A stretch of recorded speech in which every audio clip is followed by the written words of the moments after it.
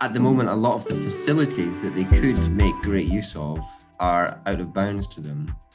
So do you have any wisdom, advice about how they could keep making work, perhaps when their usual facilities are out of reach, or new facilities that they could experiment with? It's like using the restrictions to be more creative.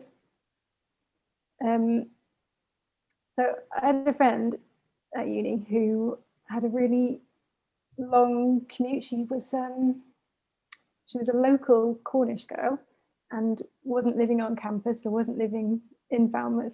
She was on the outskirts, but commuted in and had a little tiny bag that she put everything in. So as a result, all her work was tiny. But I was like, that's amazing. She's just used that restriction and made tiny work.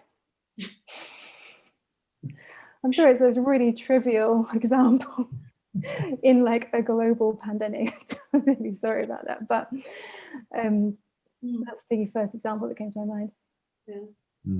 Thank you, Lizzie. That's great. Somebody's asked, how do you retain your ethical standards when there are often pressures coming at various directions to kind of make you compromise or do something that you're not comfortable with? So like, I guess in more specific sort of, how do you work through that process? How do you, through those matters of conscience, just a bit more about, how you retain your standards? I guess there's like two areas.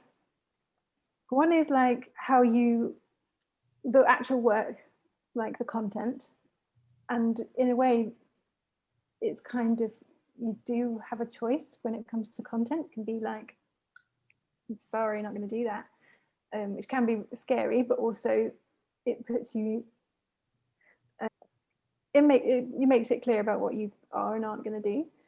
But then I think in the more slightly tricky realm is then in the realm of like relationships. And if you're put in compromising situations, not in the work itself, but in the everything else that comes with it.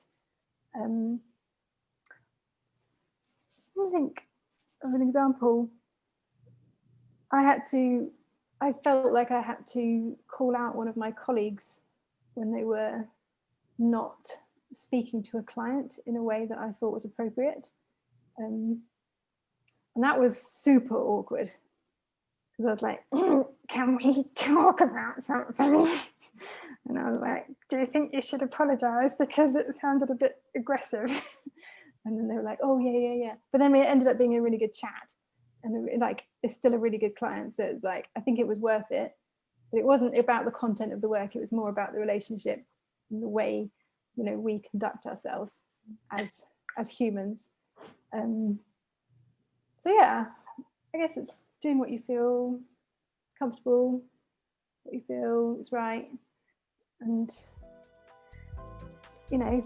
sometimes you just learn for next time. You'd be like, that was awkward.